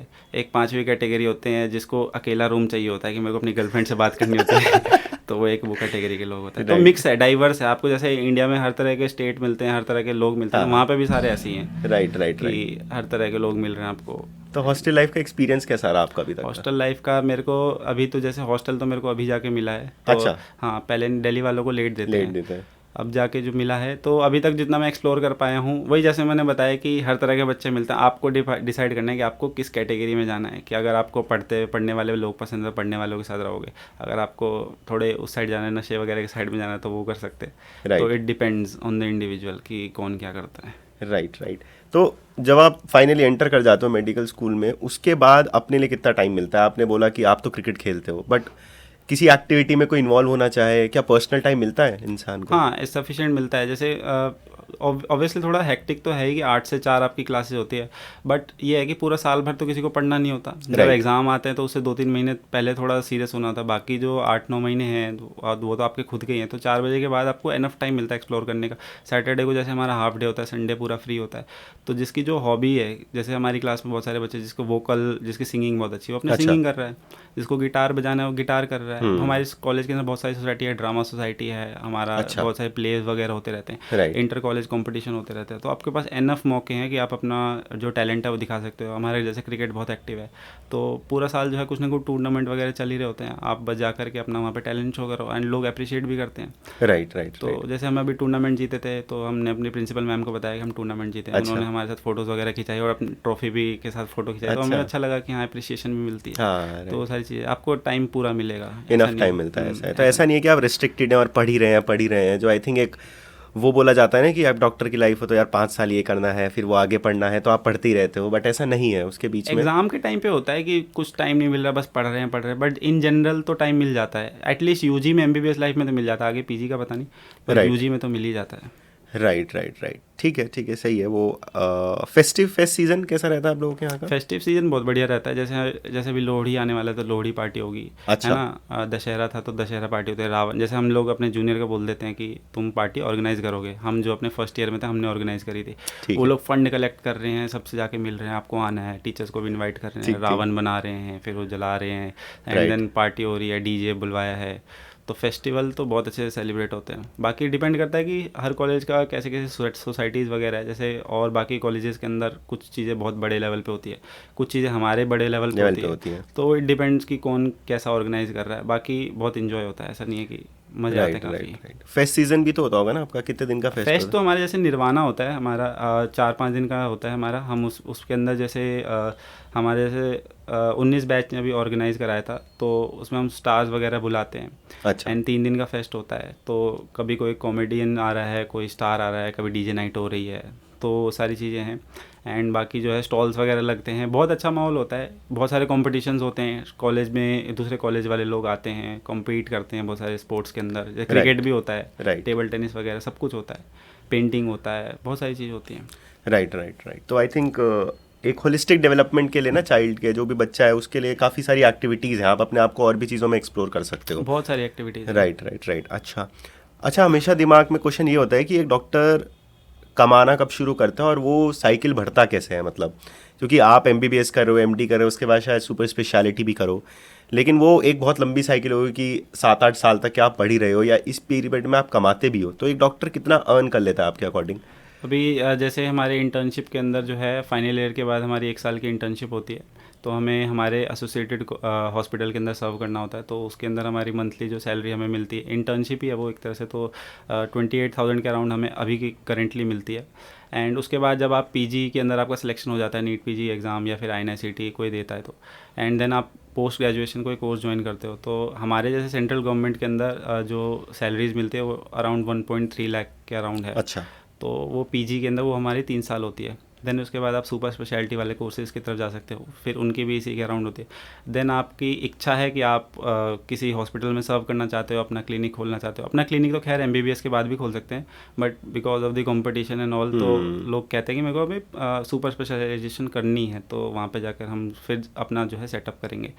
तो ये सारी चीज़, इतना तो बेसिक मिलता ही है राइट कॉलेज के राइट लेवल राइट पे। राइट। और आई थिंक अपर लेवल तो आपके ऊपर डिपेंड हाँ करता है कि वो, आप उसको कहाँ तक ले जा सकते हो। हाँ वो तो हमारे ऊपर डिपेंड करता है। Right right right. तो पीजी के लिए आपने सोचा है अभी आगे क्या स्पेशलिटी लेंगे, क्या कुछ? अभी तो 2-3 फील्ड हैं, अभी तो मेरे को खुद नहीं पता, वैसे ही बताओ तो 2-3 फील्ड हैं। जैसे अच्छा। जैसे मैंने 11th में अटका था, वैसे अभी अटका हुआ कि क्या लेना मेरे को आगे जा करके। अच्छा। बट हाँ, मिक्सअप है कुछ चीज़। अभी जैसे मेरा अभी path, pharma, micro and physio bio, अभी तक बायोकेम, तो ये 6 सब्जेक्ट ही मेरे आगे अभी आए हैं। अभी मेरे को तो 2-3 साल और है ना यहाँ पे, Right. और भी सब्जेक्ट एक्सप्लोर करने, कौन सा क्या रहता है, तो तब डिसाइड करेंगे क्या। एंड उसके बाद जो एक चीज़ आती है, पीजी में रैंक कितनी आती है। सोच लिया कि मेरे को मेडिसिन चाहिए, रैंक ही आ रही है 10,000, तो फिर फ़ायदा क्या है, तो वो भी राइट चाहिए। Right right. तो आई थिंक हाँ, वहाँ पे भी हार्ड वर्क उसके वहाँ पे भी चाहिए होगा एक अच्छे सिलेक्शन के, अच्छे एक्चुअली ज़्यादा चाहिए, बिकॉज अब जैसे नीट यूजी के अंदर तो एक नॉर्मल जनता है, एंड यहाँ पे नीट पीजी के अंदर सारे ही डॉक्टर्स हैं, डॉक्टर्स हैं, और right. सबने ऑलरेडी अपने आप को प्रूव कर रखा है। अब यहाँ पे रैंक निकालना तो और ज़्यादा टफ हो जाता है। हाँ, बट आई थिंक आपने भी प्रूफ कर ही दिया था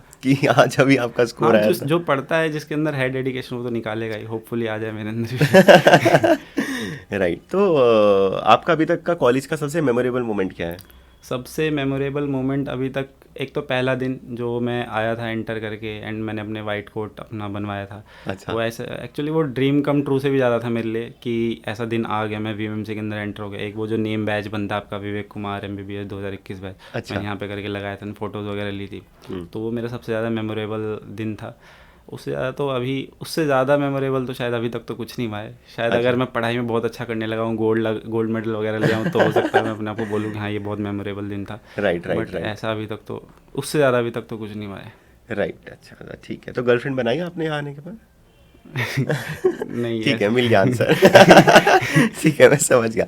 अच्छा, अगर कोई स्टूडेंट है, आपने 5 ड्रॉप लिए और आपने एडवाइस भी दिया कि यार नहीं लेना किसी को, मतलब ज़रूरी नहीं है कि आप एक ही चीज़ के पीछे पढ़ के अपने शायद टाइम बर्बाद करो, you can explore other options, तो आपने उनमें से कुछ ऑप्शंस ट्राई भी किए हैं, तो क्या क्या ऑप्शंस हैं और उसमें क्या सक्सेसफुल होने का चांस है अगर स्टूडेंट्स लेना चाहे तो? जैसे जिस फील्ड में मैं गया था, आयुर्वेद या फिर जितने भी आयुष कोर्सेज है, आयुर्वेद हो गया, यूनानी हो गया। यूनानी के लिए आपको उर्दू आनी चाहिए, उर्दू मतलब आपका सब्जेक्ट होना चाहिए। अच्छा। आपका जो है होम्योपैथी हो गया, एंड ऑल जो एसोसिएटेड कोर्सेज है, जो फीमेल है उसके लिए नर्सिंग हो गया, तो बहुत सारे कोर्सेज हैं, इनमें आप ऑप्शन एक्सप्लोर कर सकते हो। ऐसा नहीं है कि इन फील्ड के अंदर आपको सक्सेस नहीं मिलेगी। Actually success is a very arbitrary statement कि सक्सेस है क्या। किसी के लिए है कि मेरे को पैसे इतने कमाने हैं, वो मेरे लिए सक्सेस है। किसी के लिए है कि मेरे को इस कॉलेज में पहुंचना है, वो मेरे लिए सक्सेस है। तो वो इट डिपेंड्स ऑन यू कि आपके लिए सक्सेस की डेफिनेशन क्या है। बट इन जनरल आपके पास बहुत सारे ऑप्शन हैं, आप बहुत सारी जगह अपने आप को एक्सप्लोर कर सकते हो अगर आपका नीट के अंदर उस लेवल पे आप नहीं पहुंच पा रहे। एंड इसमें कोई शर्म की बात नहीं है कि मेरा नीट के अंदर नहीं हो रहा। हो सकता है कि कभी कभी ऐसा होता है कि नीट एग्ज़ाम मेरे लिए नहीं बना, या हो सकता है कि मैं खुद ही नीट एग्ज़ाम के लायक नहीं हूँ, तो वो एक्सेप्ट करने में कोई बुराई नहीं है कि ठीक है, वो कोई बात नहीं। हर बंदे का अपना अपना कैलिबर होता है। बहुत सारे कोर्सेज़ हैं, जैसे मैं आयुर्वेद के अंदर था, it is a very good course. हाँ, मेरे को सब्जेक्ट समझ नहीं आ रहे थे, बट इसका मतलब ये नहीं है कि वो कोर्स ख़राब है। उस कोर्स के अंदर आप बहुत सारी चीज़ें हैं उसके अंदर कि आप पूरा ह्यूमन बॉडी को अच्छे से आप एक्सप्लोर करते हो, देन आप उसकी ट्रीटमेंट करते हो। हमारे वैदिक एजेस में जो एंशियंट टाइम में कैसे होते थे चीज़ें, वो सारी चीज़ें एक्सप्लोर करने को मिलती है। तो बहुत सारे ऑप्शन हैं। ऐसा ही BDS के अंदर भी है, BDS के अंदर भी काफ़ी सारे ऑप्शन हैं। तो ऑप्शंस आर वेरियस। आपका मतलब ऐसा है कि आप अगर डेडिकेटेड मन से अगर किसी भी फील्ड के अंदर जाओगे तो आप ज़रूर सक्सेसफुल होगे। राइट। तो ज़रूरी नहीं है कि हम उसको लेके पकड़ के बैठे रहें। नहीं, एक पर्टिकुलर पॉइंट के बाद आई थिंक वो एक्सेप्ट करना एक्सेप्ट कर लेना कि मेरे से शायद ये फील्ड नहीं, मेरे से एटलीस्ट MBBS में अगर नहीं हो पा रहा तो एक्सेप्ट कर लेना कि कोई बात नहीं, मेरे से MBBS नहीं हो पा रहा, मैं दूसरी फील्ड ट्राई करूँगा। इसमें कोई बुराई थोड़ी। अगर मैं 350-400 से ज़्यादा नंबर नहीं आ रहे तो मैं कोई और फील्ड ट्राई करूँगा। राइट। हाँ, फालतू में टाइम देने से कोई फ़ायदा नहीं है कि जैसे 2 ड्रॉप 3। मेरे साथ तो बहुत जैसे इंस्टाग्राम पे मेरे पास काफ़ी सारे मैसेज आते हैं बच्चों के कि भैया मेरा ये दूसरा अटैम्प्ट है, तीसरा अटैम्प्ट है, मेरा भी स्कोर 250 आ रहा है, 300 आ रहा है। तो मैं उनको गुस्से में बोल देता हूँ कि भाई इतना टाइम क्यों वेस्ट कर रहा है, जब तक को पता है कि तेरे 250-300 नंबर आ रहे हैं एंड स्टिल तेरा कोई वो नहीं है कि मेरे को ये चीज़ इंप्रूव करनी है। जहाँ पे पिछले साल थे वहीं पर तुम अभी भी हो, तो कोई फ़ायदा नहीं है स्ट्रेच करके। प्लीज़ एक्सेप्ट कि मेरे से नहीं हो पा रहा तो कोई बात नहीं, एक्सेप्ट करो एंड आगे बढ़ो लाइफ के अंदर। बार बार ड्रॉप करने का कोई मतलब नहीं है। अगर आपको ड्रॉप करना है तो आपके पास एक पर्टिकुलर मोटिव होना चाहिए कि मेरे को ये मोटिव है, मेरे इस वजह से पिछले साल जो है कम मार्क्स आए, मेरे को अगले साल वो इम्प्रूव करना है एंड देन मेरे को आगे बढ़ना है। राइट। अच्छा, इस पूरे प्रोसेस में क्योंकि आपने भी 5 साल का टाइम लिया, आपका तब सिलेक्शन हुआ, मेंटल हेल्थ को का ध्यान रखने के लिए एक स्टूडेंट क्या कर सकता है? Mental health it is a very important thing. जैसे मैं बताऊं कि मेरी मेंटल हेल्थ ख़राब तो हो गई थी क्योंकि इतने सारे ड्रॉप्स के बाद। जैसे मैं नीट एग्ज़ाम से एक दिन पहले वाली बात वजह से मैं बताना भूल गया। मैं एक रात पहले की बात है, 2021 का जो मेरा फाइनल अटैम्प्ट था, मैं रात में लेटा हूँ क्योंकि कल मेरा एग्ज़ाम है एंड मेरी आंखों से आंसू आ रहे हैं कि मेरे को नहीं पता कल क्या होगा। इरिस्पेक्टिव कि मैंने पूरे साल अच्छा परफॉर्म करा है, मेरे स्कोर भी अच्छे आए हैं टेस्ट के अंदर, 680 670 इस रेंज में मेरे स्कोर आ रहे थे। देन स्टिल मेरी आंखों में आंसू आ रहे थे, पता नहीं कल होगा क्या। फिर मैंने जो है, क्योंकि मैं थोड़ा धार्मिक इंसान हूँ, तो मैंने अच्युतम केशवम जो है श्री कृष्ण का वो जो है लगाया मैं, तो फिर उस समय को थोड़ी शांति हुई। तो अगर आप रिलीजियस हो तो थोड़ा भगवान की तरफ जो है, अगर आप सर झुका के रहोगे कि मैं भगवान मैं तेरी शरण में आया हूँ एंड सब कुछ आपके हवाले है, अब आप देख लो आपको करना क्या। अगर मैं जेन्युइन इंसान हूँ तो आप मेरे को कामयाबी दे देना। अगर आपको लगता है कि मैं उस लायक नहीं हूँ, कुछ चीज़ मेरे को सही करनी है, तो वो चीज़ आपके ऊपर है। आप एक ये तरीका है। दूसरी बात ये है कि मैं ये बोलूँगा कि थोड़ा फिजिकल एक्टिविटी जो है, बच्चे जो है घर में रहते हैं आजकल, वैसे भी ऑनलाइन वाला सारा सिस्टम हो गया है, तो पूरे दिन घर में रहते हैं, बाहर नहीं निकलते, तो घर में बैठे बैठे वो जो माहौल होता है ना, डिप्रेसिंग हो जाता है। एक कमरे में बंद रहना, कोई रोशनी नहीं आ रही बाहर से, कुछ नहीं है, बस सिर्फ 24 घंटे स्क्रीन को देख रहे हो, तो वो चीज़ भी सही नहीं है। थोड़ा फिजिकल एक्टिविटी करो। रिलीजियस हो तो थोड़ा भगवान में भरोसा करो। अगर दोस्त हैं तो उनसे बात करो, अगर घर वाले हैं तो उनसे शेयर करो सारी चीज़ें। क्योंकि मुझे ऐसा लगता है कि जितना हमारा मम्मी पापा जो हैं, जितने हमारे अच्छा सोचते हैं, वो शायद दुनिया में और कोई नहीं सोचता उतना पॉजिटिवली हमारे लिए। They are the only person जो आपके लिए हर एक्सटेंट तक आपके अच्छा ही चाहेंगे हमेशा। तो उनसे बात करो, उनको अपनी सारी चीज़ें बताओ कि मम्मी मेरे साथ ये दिक्कत हो रही है, पापा मेरे साथ ये दिक्कत हो रही है। कुछ बच्चे बोलते हैं मेरे पापा मम्मी समझते नहीं है, आप समझाने की कोशिश करोगे ज़रूर समझेंगे। एंड एक पॉइंट आएगा जब वो भी आपकी बात समझेंगे, आप भी उनको समझा पाओगे सारी चीज़ें, बीच का एक रास्ता आएगा, फिर आप जो है अपना जो भी डिसीजन होगा वो आप ले सकते हो। राइट। ठीक है। और डिस्ट्रैक्शंस के बारे में जैसे मैं पूछ रहा था, तो आज के टाइम में तो बहुत डिस्ट्रैक्शंस है यार। मतलब क्योंकि एजुकेशन भी काफ़ी ज़्यादा ऑनलाइन है, तो आप डिवाइसेस में पढ़ रहे हैं, उससे एक स्टूडेंट अपने आप को कितना बचाए और उन डिस्ट्रैक्शंस को कितना टाइम भी दे, राइट? मुझे ऐसा लगता है कि कुछ टाइम देना चाहिए। डिस्ट्रैक्शन नहीं तो एक तरह से जैसे एंटरटेनमेंट वाला टाइम कुछ टाइम देना चाहिए। जैसे हमने अगर जैसे पोमोडोरो टेक्निक होती है कि किसी बच्चे का ऐसा होता है 5-6 घंटे एक साथ नहीं बैठ सकता, तो 1 घंटा पढ़ लिया, देन 10 मिनट ब्रेक ले लिया, 2 घंटा पढ़ लिया, देन 10 मिनट ब्रेक ले लिया, इस तरह से कर सकते हो। ऐसा है कि हाँ, डिस्ट्रैक्शन आज के टाइम पे काफ़ी, जैसे शॉर्ट्स चल गया है, रील्स आ गई है बहुत सारी, तो हम जैसे स्क्रॉल करे जा रहे हैं। मेरे खुद के अभी मेरे साथ भी ऐसा होता है कि जैसे हम बैठे हैं पढ़ने के लिए, रील्स आ गई हैं, ऐसे स्क्रॉल करे जा रहे हैं और पता नहीं चलता 1 घंटा कब निकल गया। तो वो सारी चीज़ें जो है, एटलीस्ट नीट के टाइम पे देखो, ऐसा है कि आगे बहुत सारे आपके पास खाली टाइम मिलेगा, आप कुछ भी कर सकते हो। कॉम्पिटिटिव माइंडसेट ये है, कंपटीशन जब हो आप दे रहे हो कोई एग्ज़ाम, जैसे नीट का एग्ज़ाम है, तो आपको ये समझना पड़ेगा कि अगर मैंने अभी वाला टाइम वेस्ट करा तो कोई दूसरा बंदा है मेरे से ज़्यादा पढ़ लेगा, मेरे से ज़्यादा गेन कर लेगा नॉलेज, और वहाँ पे नीट के अंदर स्कोर अच्छा ले आएगा। It's all about competition. तो ये जो डर है कि कहीं मैं पीछे ना रह जाऊँ, ये कहीं ना कहीं थोड़ा बहुत अच्छा भी है। तो ये चीज़ बस अपने आप को रियलाइज़ रखनी है कि ठीक है, थोड़ा बहुत जो है मैं इंजॉय कर लूँ, एंटरटेनमेंट की तरफ मैं 10-15 मिनट में दे दिए, बट ये रियलाइजेशन होनी चाहिए कि मैं ज़्यादा टाइम नहीं दे सकता, जितना मेरे को रिक्वायर्ड है कि हाँ मेरा थोड़ा मूड फ्रेश लग रहा है, अब मैं जाके पढ़ लेता हूँ, इतना रियलाइजेशन होनी चाहिए। एंड जो भी बच्चा नीट का एग्ज़ाम दे रहा है, जो एक अच्छा लेवल पे परफॉर्म भी कर रहा है, वो ये चीज़ जानता भी है, एंड तभी वो इतना अच्छा परफॉर्म कर भी पा रहा है ना। तो ये चीज़ है। तो थोड़ा बहुत जो है एंटरटेनमेंट ठीक है, but excess of anything is very harmful. ये राइट, ठीक है। हाँ, तो फ्यूचर प्लान्स आपके क्या हैं अभी? फ्यूचर प्लान्स अभी तो ये है कि मैं अभी एमबीबीएस कंप्लीट करूँ अपनी, देन उसके बाद पीजी एंट्रेंस एग्ज़ाम मेरे को देना है, जो भी मेरी फील्ड होगी, जो भी मेरा इंटरेस्ट बनेगा मैं उसमें आगे बढ़ूँ। एंड साइड बाय साइड मैं क्रिकेट तो खेल ही रहा हूँ।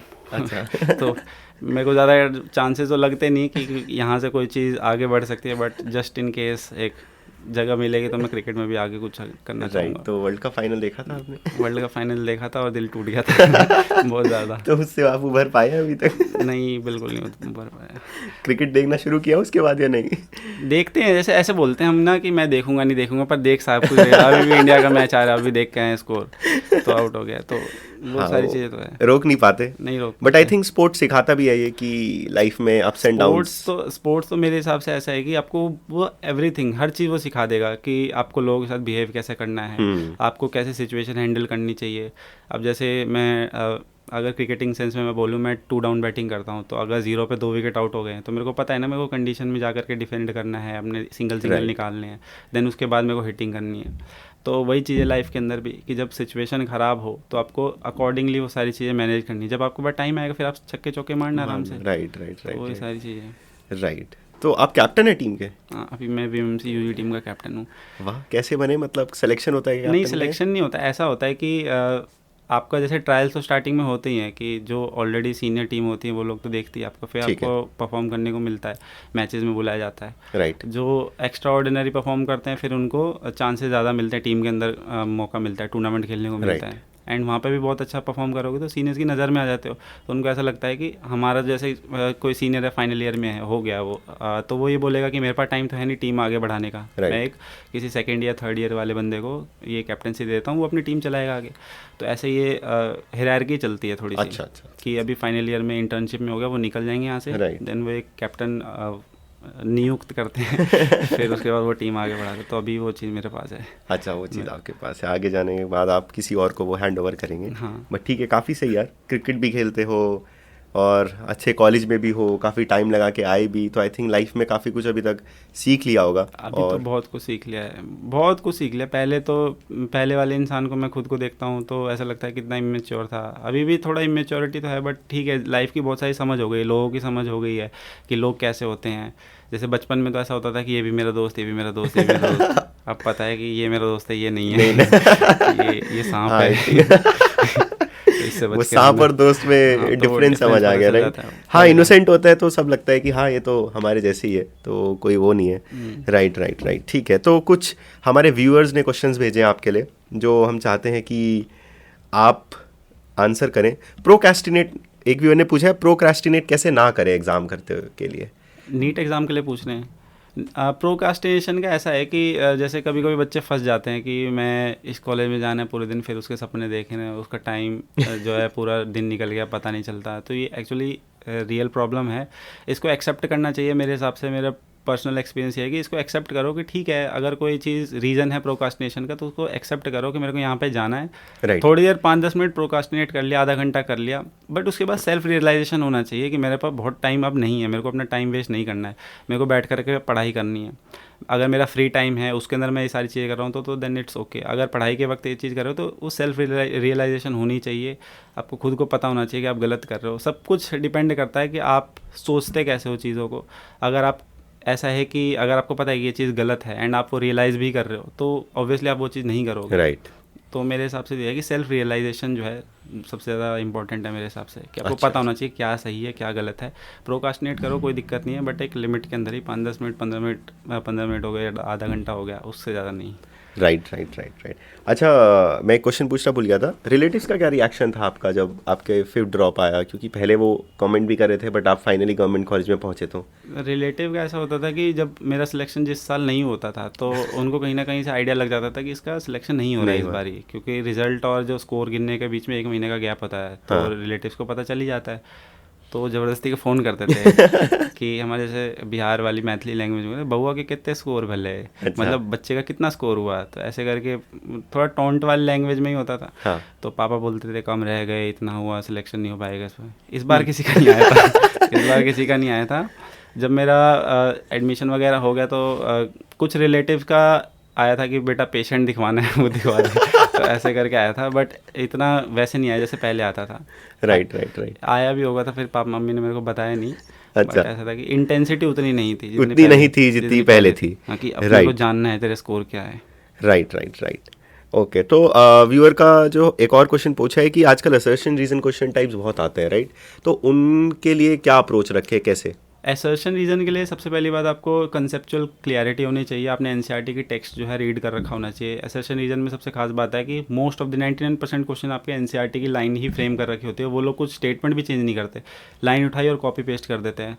एम्स के टाइम पे काफ़ी एसर्शन रीजन आते थे, अब तो खैर 1-2 क्वेश्चन ही आते हैं। पहले एम्स के टाइम पे तो एक एक सेक्शन के अंदर 10-10, 15-15 जो है एसर्शन रीजन होते थे।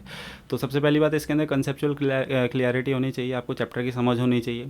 दूसरी बात, एक मैं ट्रिक बताऊंगा कि एसर्शन रीजन के क्वेश्चन कैसे करते हैं। मेरे को एक टीचर ने बताया था कि आप एसर्शन पहले पढ़ने के बजाय पहले रीज़न पढ़ लो।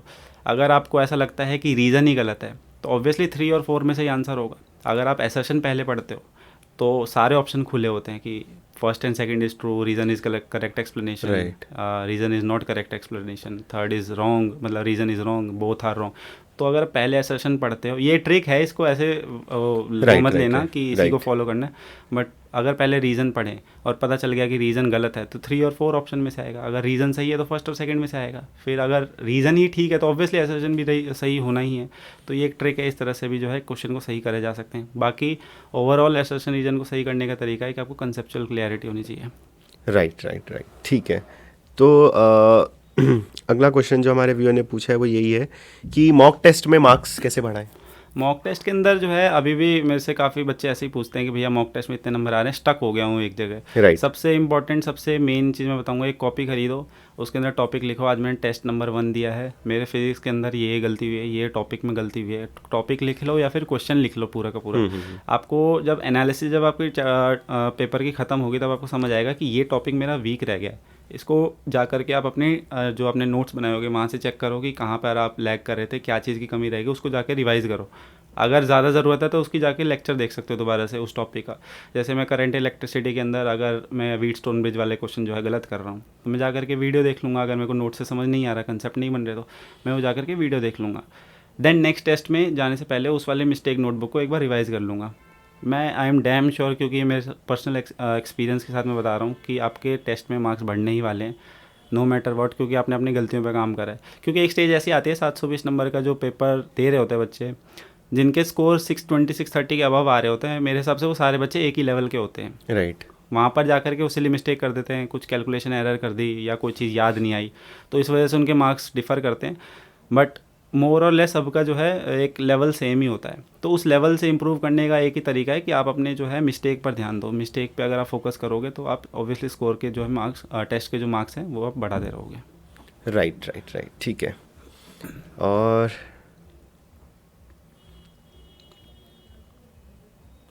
अच्छा, लास्ट मंथ में रिवाइज कैसे करें? लास्ट मंथ में रिवीजन के लिए मैंने तो देखो शॉर्ट नोट्स वाली टेक्निक यूज़ करी थी। मैंने हर चैप्टर के एक जो छोटे छोटे जो है पेजेस कट कर लिए थे। राइट। एक पेज को जो है 4 पार्ट में डिवाइड कर लिया। एंड जैसे फिजिक्स का मैं स्पेसिफिकली अगर बताऊं तो मैंने सिर्फ फॉर्मूले लिख लिए थे कि फॉर्मूले एंड ग्राफ वाला जो पोर्शन आता है कि इंपॉर्टेंट ग्राफ है, ये मेरे को ग्राफ याद रखने। जैसे मॉडर्न फिजिक्स के कुछ 3-4 ग्राफ है वो हमें याद रखने हैं। कुछ फॉर्मूले हैं जो बार बार भूल जाता हूँ, वो मैंने उस चैप्टर के लिखे। जैसे मैं इलेक्ट्रोस्टैट्स का बना लिया एक स्टिकर, मैंने उसे दीवार पे आगे चिपका लिया। देन उसके बाद मैं जाऊँगा ग्रेविटेशन, फॉर एग्जांपल मैं कर रहा हूँ ग्रेविटेशन की फॉर्मूले लिख लिया। ऐसे करके मैंने पूरी दीवार रंग दी थी कि फिजिक्स का ये मेरा पूरा सिलेबस है सामने, जो मोस्ट इंपॉर्टेंट टॉपिक हैं, जो मैं भूल रहा हूँ, जो मैं फॉर्मूले जो मेरे को याद नहीं आ रहे, वो मैंने सामने लिख लिए। बायो के अंदर तो मैं यही बोलूँगा एनसीईआरटी के अलावा कुछ मत करना। कुछ बनाने की ज़रूरत नहीं, कुछ एक्स्ट्रा लिखना हो तो एनसीईआरटी की बुक पे ही लिखना, बार बार एनसीईआरटी पढ़ो, एनसीईआरटी के अंदर से ही क्वेश्चन आएंगे। एटलीस्ट जितनी बार एनसीईआरटी पढ़ोगे, कभी कभी ऐसा होता है कि बायो के अंदर क्वेश्चन आया एंड हमें पता लग रहा है कि यार ये तो मैंने पढ़ा हुआ है, तो एनसीईआरटी की स्टेटमेंट है, आपको दिमाग भी नहीं लगाना पड़ेगा, सबकॉन्शियसली आपको ऐसा लगेगा कि ये तो एनसीईआरटी की स्टेटमेंट है, ऑब्वियसली वो करेक्ट है।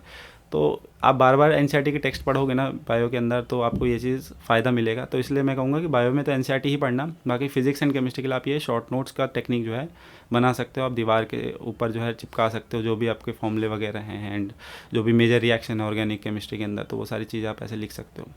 राइट। अच्छा, एक स्टूडेंट का क्वेश्चन ये है कि एआई टूल्स को कैसे यूज़ करे, या करने भी चाहिए या नहीं पढ़ते टाइम? मैंने तो अपने टाइम पे नहीं करे थे, तो मेरे को तो पता नहीं, मेरे टाइम पे तो नहीं आया था चैट जीपीटी, अभी जैसे आ रखा है। तो आप अभी यूज़ करते हो अपनी पढ़ाई के लिए? चैट जीपीटी नहीं, अभी तो कुछ ऐसा असाइनमेंट के लिए? नहीं। ऐसा होता है कि जैसे टीचर ने ना, हमारे एसजीडी होती है, स्मॉल ग्रुप डिस्कशन। अच्छा। तो एमबीबीएस के अंदर हमारा प्रैक्टिकल के टाइम पे तो टीचर जैसे कोई क्वेश्चन पूछता है, कोई आउट ऑफ द बॉक्स कोई टर्म पूछ लिया, तो फटाफट से चैट जीपीटी में निकाल लिया, फिर आंसर बोल दिया, सर भी बोलते हैं वाह वाह वाह। तो ये सारी चीज़ें उस चीज़ के लिए यूज़ करता है, बट मैंने प्रिपरेशन के टाइम तो नहीं यूज़ करी। कर सकते हो अगर उसमें एक्चुअल में सही आंसर आ रहा है, क्योंकि मैंने कभी ट्राई नहीं करा है कि जैसे फिजिक्स का कोई क्वेश्चन उसमें दिया हो, अगर सही में एक्चुअली में सही आंसर आ रहे हैं, सारे कंसेप्ट वाइज सब कुछ सही है, तो ऑब्वियसली यूज़ करा जा सकता है। बट मैंने यूज़ करा नहीं, तो मेरे को पता नहीं है कि नीट वाले बच्चे के लिए क्या वो सही रहेगा कि नहीं रहेगा। राइट। अच्छा, सब्जेक्ट वाइज क्या अप्रोच रखें, फिजिक्स के लिए, केमिस्ट्री के लिए, बायो के लिए, कैसे टाइम डिस्ट्रीब्यूट करें? मेरे को ऐसा है कि जो टॉपिक में, चाहे तीनों सब्जेक्ट में से कोई सा भी सब्जेक्ट हो, जो टॉपिक कंसेप्चुअल है उसको पहले ख़त्म कर लो, बिकॉज वो ऐसे टॉपिक्स हैं, वो ऐसे चैप्टर हैं जो आप लंबे समय तक याद रखोगे। जैसे मैं बायो के अंदर बताऊँ तो ह्यूमन फिजियोलॉजी एक ऐसा सेक्शन है जहाँ पर आप एक बार पढ़ लोगे तो आप उसे बहुत टाइम तक रिटेन रख पाओगे। बट उसी की जगह अगर मैं बात करूँ, कोई बॉटनी का चैप्टर उठा लूँ, मैं एनाटॉमी इन फ्लावरिंग प्लांट को उठा लूँ या मॉर्फोलॉजी उठा लूँ, वो आपको एग्जाम से 1 दिन 2 दिन पहले पढ़ना ही पड़ेगा। तो ये सेग्रीगेशन आपको करना पड़ेगा कि ये कंसेप्चुअल टॉपिक है, ये वो वाले टॉपिक है जो मेरे को 1 दिन पहले पढ़ने हैं, एंड ये वो वाले टॉपिक है जो मेरे को एग्जाम के पिछली रात में पढ़ के ख़त्म करने। जैसे नाइट्रोजन कंपाउंड एक केमिस्ट्री के अंदर, हमारा ऑर्गेनिक के अंदर चैप्टर है, वो एक रात पहले आपको पढ़ना ही पड़ेगा, नो मैटर व्हाट। तो इस तरह से आप अपनी तैयारी को सेग्रीगेट कर सकते हो। अब जैसे सबका एग्ज़ाम पास आ रहा है, तो इस तरह से आप टॉपिक डिस्ट्रीब्यूट कर सकते हो कि मेरे को ये टॉपिक जो है पहले ख़त्म कर लें, जितने भी कंसेप्ट वाले चैप्टर हैं वो पहले ख़त्म करके जो वॉलेटाइल चैप्टर हैं उसको लास्ट में ख़त्म करें। तो ये अप्रोच रहनी चाहिए। बाकी अगर सब्जेक्ट वाइज अप्रोच बताऊं तो फिज़िक्स के अंदर ऑब्वियसली लेक्चर के ऊपर एक बार कंसेप्ट बना लिए, देन उसके बाद आप रिग्रस प्रैक्टिस करो, उसकी एमसीक्यू लगाओ जितने हो सकते हैं। केमिस्ट्री के अंदर भी सेम चीज़, जितने एमसीक्यू लगा सकते हो उतने ज़्यादा। एंड बायो के अंदर जो है जितनी ज़्यादा एनसीईआरटी की रीडिंग कर सकते हो, अगर थोड़े कम भी क्वेश्चन करोगे ना बायो के अंदर तो भी चलेगा, बट अगर एनसीईआरटी नेगलेक्ट कर दी तो वो बहुत चीज़ डेंजरस हो जाएगी। तो आप एनसीईआरटी नेगलेक्ट नहीं कर सकते, एनसीईआरटी को जो है फॉलो करना है आपको बायो के अंदर, बाकी एमसीक्यू तो लगाना ही है। राइट। अच्छा, आपके जो ड्रॉप ईयर्स भी रहे उसमें मैंने एक चीज़ कॉमन देखी कि आपने कोई टेस्ट सीरीज ज्वाइन की थी। तो कितना इंपॉर्टेंट है कोई भी टेस्ट सीरीज ज्वाइन करना, और दूसरा उसको ऑनलाइन करें या ऑफलाइन? टेस्ट सीरीज़ ऐसा है कि आपने, सबसे इम्पॉर्टेंट चीज़ मेरे को ऐसा लगता है प्रिपरेशन में, इट इज़ द टेस्ट। मतलब अगर एक इंसान किसी कोचिंग से जुड़ा भी नहीं हुआ है, कोई लेक्चर भी नहीं ले रहा है, कुछ नहीं ले रहा, बट सिर्फ वो टेस्ट अच्छे से दे रहा है ना, वो टेस्ट की एनालिसिस अच्छे से कर रहा है, तो वो बच्चा जो है बहुत अच्छा परफॉर्म कर लेगा। क्योंकि टेस्टिंग इज़ वेरी इंपॉर्टेंट। सिर्फ लेक्चर लेने से, सिर्फ टीचर को सामने सुनने से उस समय तो सब समझ आ जाएगा, टीचर को सब आता ही है, वो तो अच्छे से समझा ही रहा है, वो क्वेश्चन भी करके चले जाएंगे एंड आप बोलोगे वाह वाह आसान आसान है, बट जब वो खुद करने बैठोगे तब आपको दिक्कत आएगी। तो test series is very important, आपको टेस्ट सीरीज ज्वाइन करनी चाहिए, कोई सी भी, ऑनलाइन ऑफलाइन, डिपेंड्स कि आपके सिचुएशन कैसे। जैसे मेरे पास एक बच्चा आया था, मैसेज करा था उसने, वो कह रहा भैया मैं आसाम में हूँ एंड यहाँ पे तो कोई वो है नहीं, कोई कोचिंग इंस्टीट्यूट है नहीं कि मैं ऑफलाइन जा करके ज्वाइन करूँ। तो अगर एक सेंटर है भी तो वो 300-400 किलोमीटर दूर है, तो मैं कैसे करूँ। तो उन सारे बच्चों के लिए तो ऑब्वियसली आप ऑनलाइन ही लोगे, क्योंकि something is better than nothing. तो ऑनलाइन ले सकते हो। अगर आप किसी ऐसे जगह में हो जहाँ पे आपके पास रिसोर्सेज जैसे दिल्ली जैसे एरिया के अंदर, तो आप ऑफलाइन को प्रेफर करना, क्योंकि आपके एग्ज़ाम की सिचुएशन ऑफलाइन होने वाली है। जैसे मैंने आपको बताया था कि 2018 के अंदर मेरे साथ हुआ कि 10 मिनट उस एग्जामिनर ने लेट दिया पेपर, और मैं जो है पैनिक कर गया वहाँ पर कि हाय मेरा पेपर रह जाएगा, छूट गया, पूरा पेपर मैंने ख़राब कर दिया। वो सारी एग्ज़ाम की सिचुएशन आप जा कर के, जब आप ऑफलाइन में जाओगे तो आपको वो सारी चीज़ें पहले से पता होगी कि ये भी हो सकता है, ये भी हो सकता है, OMR भरने में इतना टाइम लगता है। राइट। पता चले कि OMR भर रहे हैं 180 का C है, अरे मैं तो 181 पे आ गया, पूरा ऊपर तक जो है गलत कर दिया। तो वो वाली चीज़ें नहीं होनी चाहिए। तो वो सारी चीज़ों की प्रैक्टिस हमें करनी पड़ेगी, तो वो सारी चीज़ें ऑफलाइन में बेटर होती है। Right. If you have resources तो ऑफलाइन जाना चाहिए, उसके अलावा अगर नहीं नहीं है है तो online। फिर आप ऑनलाइन के लिए जा हाँ। सकते हो, राइट। अच्छा, कपिल सर के वीडियोस देखते थे आप? नीट प्रेप का क्या रोल रहा आपके सिलेक्शन में? नीट प्रेप का ऐसा था कि मैं अपने टाइम पे जो है मैंने हाई यील्ड टेस्ट सीरीज़ ली थी। तो कपिल सर की मैं यूट्यूब खोलता ही कपिल सर के लिए था कि सबसे पहले ना नीट प्रेप का चैनल मैंने सब्सक्राइब कर रखा था। तो उस समय जो है हर 2 दिन में 3 दिन में कपिल सर की एक वीडियो आती थी ऐसी। अच्छा। कभी जैसे कॉलेज के बारे में बता दिया, कभी ठीक कोई है। कट ऑफ के रिलेटेड। उस समय ऐसा था कि जो काफ़ी सारे केसेस वगैरह भी चल रहे थे कि नीट जो है पोस्टपोन हो रहा है, हाँ कोविड हाँ का आ हाँ रहा है। हाँ। बड़ा मुश्किल हो गया था उस टाइम पे। तो हर 2-3 दिन 4 दिन के बाद कपिल सर की कोई वीडियो आती थी, तो मैं उसे खोल के देखता था। तो as a mentor Kapil sir ने बहुत मेरे को हेल्प करी है।